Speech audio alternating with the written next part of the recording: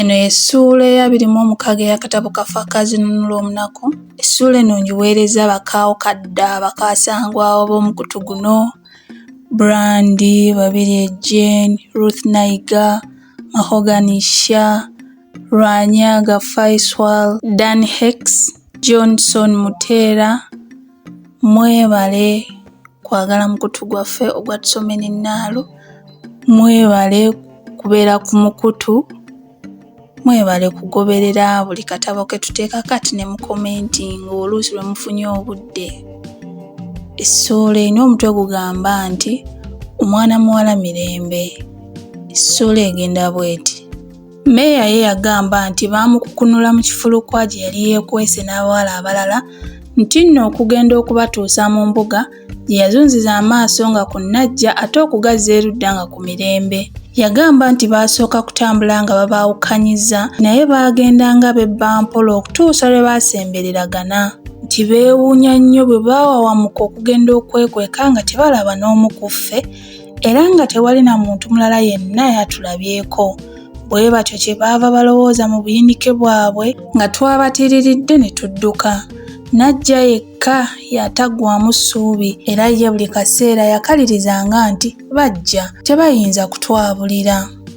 Mmeeya bwe yatuuka ku kubataasa n'akwogerako bw'ati: tuba kye tujje tusomoke kirya dda ne tuwulira olwogoolo era ffe twalowooza okusooka nti abalabe baleekaana lwa ssanyu lya kuwangula, naye bwe twawulira okukaaba ne tulowooza nti oboolyawo abalabe basoowaganye olw'omunyago kye kibalwanya.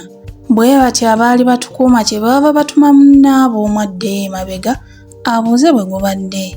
Bwe yadda n'ategeeza banne nga bw'atalina waayinza kuyita olw'omugga kirya dda okuba nga gwanjadde era ng'akakasa nti bannaabwe abalabe yeffe nno baali babaguddemu nga babagoojedde era nti gaali gali abamanyi.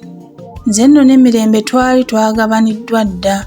Abalabe nga bamaze okuwulira akabenje akaali emabega ne batusindiikiriza twanguwe nnyo, naye ffe nga twesiggiriza ate emirundi egimu nga twesula wansi ne tulambaala era tulwe okutuusa lwe baatugamba nti ataayanguwe waakufa. Bwe baabalengera nga mujja, abavubuka abaali batugabanye kwe kutukwata ku mikono mbu badduke naffe, naye ffe ne tuwalirawalira. Baalaba biri bityo ate nga nammwe muli kumpi kwe kutuleka ne bajja musisinkane era olukontano olwasooka tebaalusumattuka. Ffe okusooka tetwamanya nti gwe n'emikolo muli mu kabinja akaakulembera, wabula twalabanga bantu bajjudde musaayi naye ng'okulwana kuli kumpi okuggwa. Bwe wagwira wansi, Mikolo amala ajja ayimirire w'oli ng'azunza effumu, Mirembe we yakulengerera era kye yava akutuukako amangu ng'okulwana kwakasirika. Era sibanze kumuziyiza yali ajja nga n'amafumu gakyanyooka ng'alowooza nti ofudde. Nze ne mmugamba nti tonnafa, Mikolo kyava akulwanirira. Bwe yagiranga ne yeesika gye, anti embwa maama enkambwe ensibe wali ogirabyeko ng'eyagala okuluma omuntu agyesuddeko. Mazima ddala ne munno bwe yali, naye nga nze olwebajjo nywezezza nga ne Nnajja bw'annyambako era olutalo okuggwa lwansala ku mugwa. Bwe twamala okukuŋŋaanya abawambe ne tukuba akakiiko ne tuteesa bino okwokya ebyokulwanyisa eby'abalabe byonna wabula ebitonotono bye twafuula eby'ekijjukizo. Abalabe abalamulamu beetikka ab'ebiwundu abaffe babatwale ku mbuga eya Pyati. Abalabe babiri abalamu bagende mu byalo by'ewaabwe baleeteyo ku bantu baddukira abantu baabwe ab'ebiwundu obanga baagala. Bwe twaviirawo nga tewannaba weeri n'omu alitinda kuddukirayo mu luli gwa Mufumite. Tuba tukyali awo twetegeka okulaga embuga, Mikolo n'ajja ng'asaatuuka n'amameeme nga gamukubagana abamu bawambe gye yali asattirira obwedda. Ko nze ate kiki? Awo n'antegeeza nga bw'alabye omuwala mu bawamba afaananira ddala ko omunaku atalina we yamuleka n'akatono era nti bw'amutunuulidde n'oli n'amusimba eriiso nga gw'amanyi. Nze kwe kumubuuza ate abawala gye bavudde okujja okwetabika mu bawambe, kuba ebirowoozo byange byali byabavuddeko dda newaakubadde nga nali nategeezeddwako dda nga bwe waaliwo abakazi n'abawala abaakukunuddwa mu lukakaba mwe baabadde beekukumye. nayongera okumubuuza ekyamugaana okumubuuza erinnya lye. Awo ne mulagira amutumyeyo bamuleete. Naye ng'emmeme yange muli emusekerera nga ndowooza nti amaaso ge gamulimbye. Bwe ng'ani ayinza okulowooza nti ko omunaku asangibwa mu byalo bya Ndodooti ate ne tuba nga ffe tumunyaga? Kazzi simanyi nti Namugereka yateeseteese essanyu ly'obuwanguzi bwaffe lireme kubaako bwe ligwa lubege. Waayitawo akaseera katono ne tulengera omuwala ajja akaaba ng'akiisa omukono mu maaso ate omulala nga gukwatiddwa omutabaazi. Bwe yatuusibwa we tuli n'afukamira awo amatiitiiri ng'akotesa omutwe akaaba. Bwe namwetegereza nga ndaba ye mwana waabo bwe ddala, naye olw'okwagala okumalirawo ddala okubuusaabuusa kwe kumuyita nti ko omunaku. Okwandibadde okuyita bayamaguka bumagusi bwe yabbulula amaaso n'antunuulira. Amaaso g'omwoyo ge ne gazibuka n'alaba ng'amuyise yenze ddala. Kwe kumansula eri omukono gw'omutabaazi ogwali gumukutte n'ajjangwira wansi we nnali ntudde n'anvumbagira ng'eno bw'alira amaziga. Bw'abuukeera era bw'agamba nti omwana w'omuntu maama azaawuse.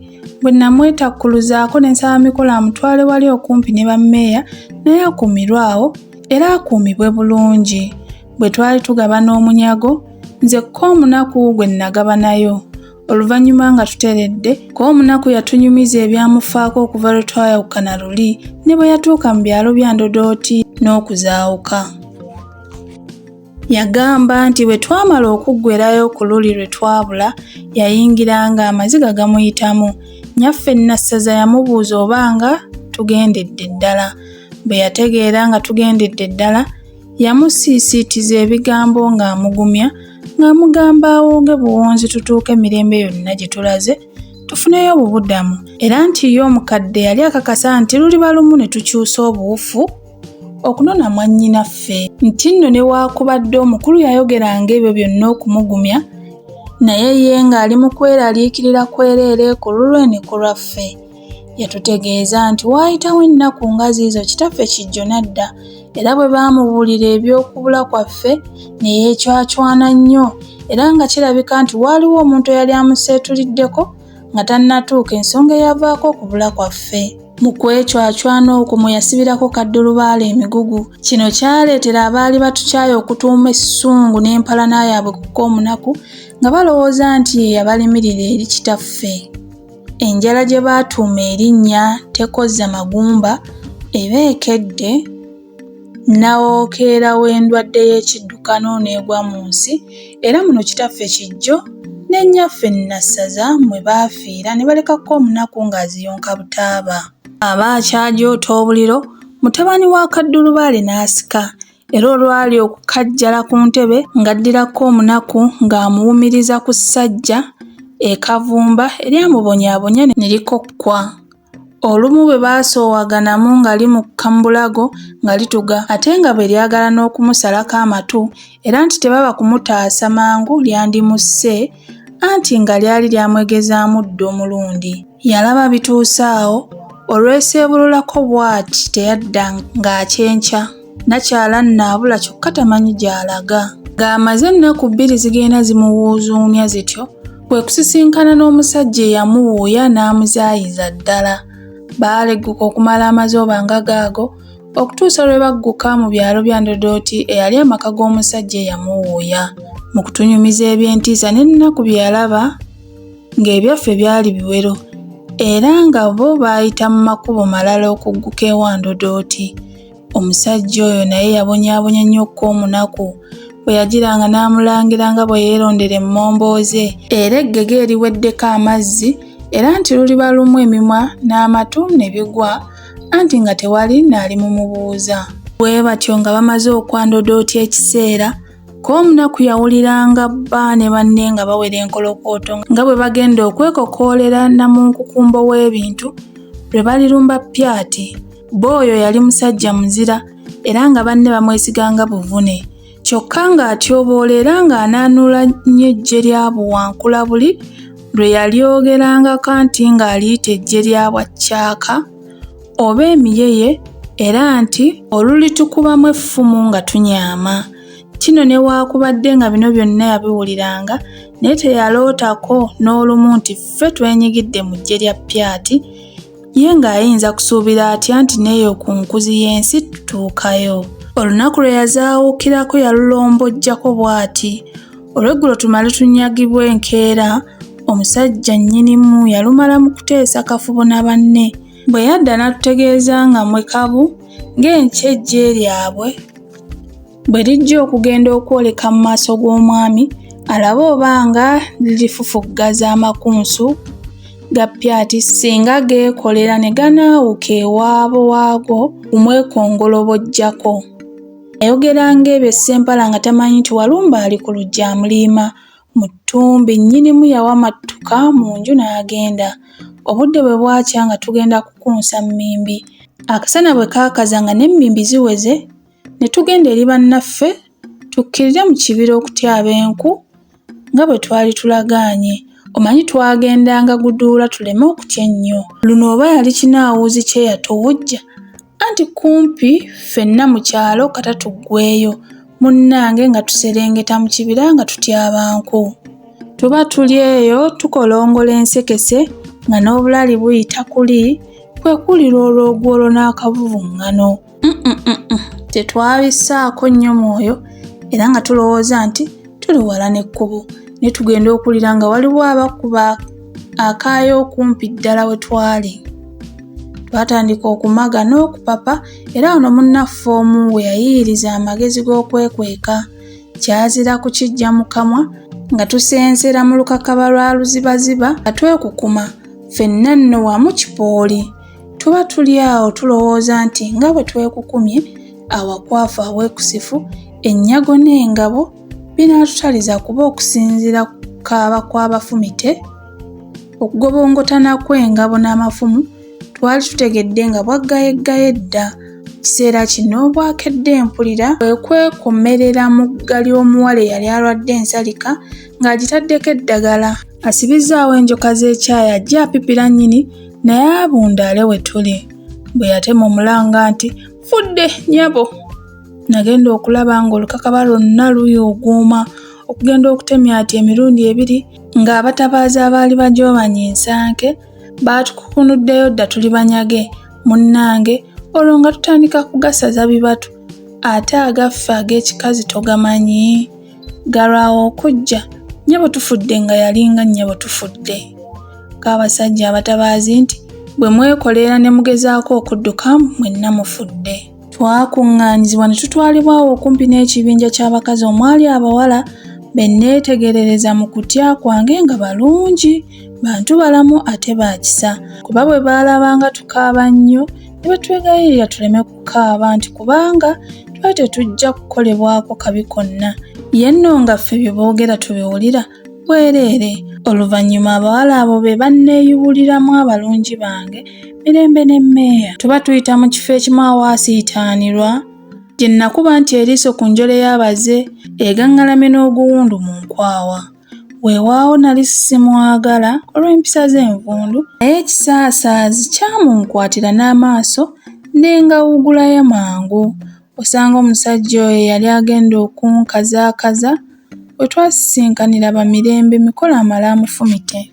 Twatambulanga tusotokka tukotesa emitwe tukaaba n'osaasira leero bakazi battu abalese abaana abayonkeeka.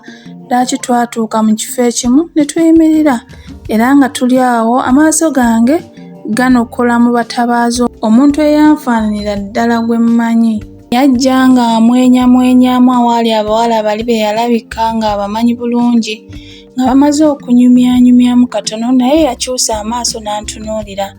Gaamuloopa ng'alinga mmanyi naye atayagala kukiraga. Ono ddala yali mikolo awatali kuwannaanya naye ate nga seeno yajjayo atya n'ayingira ne mu ggye lya Pyati. Ebirowoozo nga bikyenneesomba yeesoobolola n'ambulako era teyadda naye nga nkyali awo ebirowoozo binneeserejja n'addukirwa. Kyokka ekyennaku si kyajjukira bulungi kye nalowooza ng'omutabaazi ankutte ku mukono ankunguza ntwala gye simanyi. Kyemmanyi kiri kimu nti nze natekana n'enjebeera nga n'okulaba sikyalaba bulungi. Obutabalimbamu bwe bantuusa we mwali nze saabalaba newankubadde nga namanya nti nfukamidde mu maaso ga muntu mukulu, naye ngenda okuwulira ng'ompita kubuulire simanyi nga ndiddayo okuwoomerwa okuwulira erinnya lyange nga liyitiddwa nga ku olwo. Nali siyinza kwerabira ddoboozi lyo era bwe nasitula nti amaaso nga mbalaba nasooka kwekanga n'okubuusaabuusaamu nti oba nno si yemmwe, naye nagenda okulaba nga nedda yemmwe ddala. Okwemansula kwe yali ankutte eddebeza, okusituka we nnali n'okukugwira saabimanya, wabula oluvannyuma nga lwe ndowooza ku by'okukukosa. Ebyakka omunaku katubireke anti tebiggwa matenda era bikubuza n'embiibya. Tuddeyo ku by'obuwanguzi bwaffe. Ebyo bwe byaggwa ne tunyegera nga tulaga ku mbuga era nga tukooka nnyo anti nga n'emigabe gigenda gigwa. Okugenda okutuuka ku mbuga ng'omuntu ali awo, nze bannange be baagenda bansitudde baagaanira ddala omulaba okunkwatako. Nga tutuuse mu mbuga, Pyati n'awamattuka gye yali yeekukumye bwe yalaba ebintu bikomezeddwawo n'abuuza akoze ekyo. Munnaffe omu gwe twalonda okuwoza olutabaalo n'aluwoza era bwe yali ng'asirisa n'andagako olunwe nga bw'agamba nti obuwanguzi bwaffe bwonna businzidde ku mugabe waffe ono omuzira, omutegesi era omukkaanya. Singa tabadde ye tetwandiwangudde. Awo abantu bonna ne bakuba olube lunene nnyo nga bwe bammimbijja anti olwo bansitudde era ne Mirembe kwe nnali ntadde omutwe nga ngalamidde naye bamusituliddeko bagenda beetooloola embuga nti mumulaba omuzira ne munne. Nakanda kugezaako kubategeeza nga bwe sisaanidde kitiibwa ekyo olw'okuba nga waaliwo bangi abaakola ekyobuzira okusinga nga tebawulira, bongera kusaakaanya busaakaanya. Bwe ntyo nga mmala gasirika anti kasita bifuuyibwako empewo nga tebikyazzeeyo. Awo omwami n'ayimirira ku katuuti wakati mu mbuga era ng'amaze okuwenya ku bantu bonna basirise n'asitula eddoboozi lye n'aŋŋamba nti ffenna abali wano kaakati twegasse wamu okwebaza abawankula. Ekikolwa eky'obuzira kino kye balaze leero tekibangawo mu byafaayo byaffe era abajjwa n'abazzukulu baffe banaakijjukiranga. Naffe ab'omulembe guno kirituweesa ekitiibwa. Kantuuke ku mugabe w'eggye lino. Mwenna mumanyi bw'atali muzaaliranwa wa mu nsi muno naye nga kasookedde ajja muno byonna by'akoze bya buzira bisa era n'olugero lwaffe lutuukiridde bulungi ku ye nti eteefe. Omuntu omuzira ono asaana okwebazibwa era nze okwandibadde ng'okwebaza kwange mu kiseera kya kaakano newaakubadde nja kwongera okumwebaza oluvannyuma muweera mmukkiriza okuwasa muwala wange Mirembe gwe ndowooza nti ajja kumusanyusa. Embaga eribaawo nga ssuuse era bawankula abalala bonna buli omu nja kumuwa omuwala era n'abo abafiiriddwa batabani baabwe buli omu nja kumuwa endobolo. Abantu bonna ne boogerera waggulu nti oyogedde ssebo. Bwe twamala okuwera mu maaso g'omwami era n'okusikibwa mu mikono, abantu ne bansitula nzireyo ewaffe mbaŋŋenda. Kagulu n'ajja ng'amaze okunjozaayoza n'okunsaasira obulumi n'aŋŋamba nti mazima ddala Mirembe akusaanidde omutwale kubanga okoze ebyobuzira bingi ate akwagala nnyo, naye nno ssebo nkusaba era nkwegayirira onsonyiwe ebibi byonna bye nakukola. Konze saba Mirembe bw'anaakusonyiwa nange nga nkusonyiye. Yali tannaba na kumwetondera nga Mirembe yamugambye dda nti tukusonyiye, naye bambi nasaalirwa nnyo abaana ba Pyati abasatu abattirwa mu lutalo olwo. Okutuuka eka twasanga kiri mu twali ku migamba era nga kikijja na bukikijjanyi olw'ebiwundu bye yatuusibwako. Kyokka yatusanyukira nnyo era n'atusika mu mikono nga tugenze mu kayumba kaffe era nga Mikolo amaze okunnyunga omukono kubanga yali mukyondwa. Mirembe n'ajja n'antuula awo emitwetwe, yassa ekikkoowe n'agamba nti kazi tewakyaliwo nkonge wakati waffe okuggyako obuvune obwo n'ekiwundu. Omwana w'omuntu yeesiimye ate amaziga ne gamuyiika. Wabula Mirembe mu kaseera ako mmeeya mwe yamuyitira n'afuluma. Bwe yadda n'ajja ng'asekaaseka ne mmubuuza ky'aseka. Ye kwe kunziramu nti teeba, gw'olowooza abaffe nseka ki? Ko nze simanyi ky'oseka. Ko ye Mukama kirimu twakkiriza mmeeya afumbirwe emikolo. Ne nfuuwa ekiwanga bwe nkizza munda. Ye kwe kumbuuza nti lwaki okyewuunyizza? Ko nze nali simanyi nga baagalana bwe batyo. Bwe nabiwulira emmeeme n'etandika okukabaasana, okutetenkanya n'okulandagga ngezeeko okutegeerako omunaku eyali yakatwetonnyamu. Eby'omu maaso kyokka byankeŋŋenterereza bwereere emmeeme, kubanga tewaayita na kaseera nga Mirembe mmeeya naye tebannalojja ku lumu. Ebiseera ebisinga obungi baabeeranga bonna mbu nga babuulira eby'ekikazi ekikulu era nga akisimbira ddala ne kiroka. Olwali olwo Mirembe n'ajja okundabako era nga n'embaga zaffe zengedde. Tuba tunyumya ne ndeeta ekirowoozo ekyali kimaze ebbanga nga kintengejja ku mwoyo nga njagala ko omunaku afumbirwe Kagulu tulyoke tutondewo olujegere Kakobogo olw'omukwano n'enju ya Pyati. Awo ye kwe kunziramu nga bw'ajjuuka ate bw'amwenyaamu nti ki afumbirwe Kagulu? Muntu ggwe togasa. Ddala ogenza okulaba nga Kagulu oyo omwana w'aboffe amuggyaamu? Nedda, tayinza kumufumbirwa. Sya nga yenna ani akikkiriza? Ate ebyo eby'omukwano gwo gw'owaana ndowooza tegukyetaaga kuvujjirira oba okugabirira okuva lwe gwamala okwekansira n'okwesobolera luli ku ddwaniro. Byasibuka kwani? Si kweyo Kagulu wa Kako gw'osuuta? Muwube nno mpola ggwe tomutukube ennengerenge. Kagulu kankwale, Kazzi mukazi wattu olw'okuba omunyage ne kaakano bamuwuumirize era. Ye bannange ne bwe kwandibadde okutambulula omukwano oba okugukkantiriza era ndowooza ko omunaku si ye yandiguwongereddwa. Weewaawo ekirowoozo kyo tekibadde kibi naye nti embuga kati oli muganzi bulala mbu naye nedda. Muntu ggwe tonfuusa wa lugamba ate ekirala ndowooza walwa kubanga ffe bannannyini muntu twamala dda okumulabira omuntu we batuukana. Ye bannange muntu ggwe oli muzibu. Kale oyinza otya okusalira entotto ku muntu atali wuwo? Kazzi omwenge gwe gukutta. N'owaffe gwe twesiimidde omuko aligukuwa.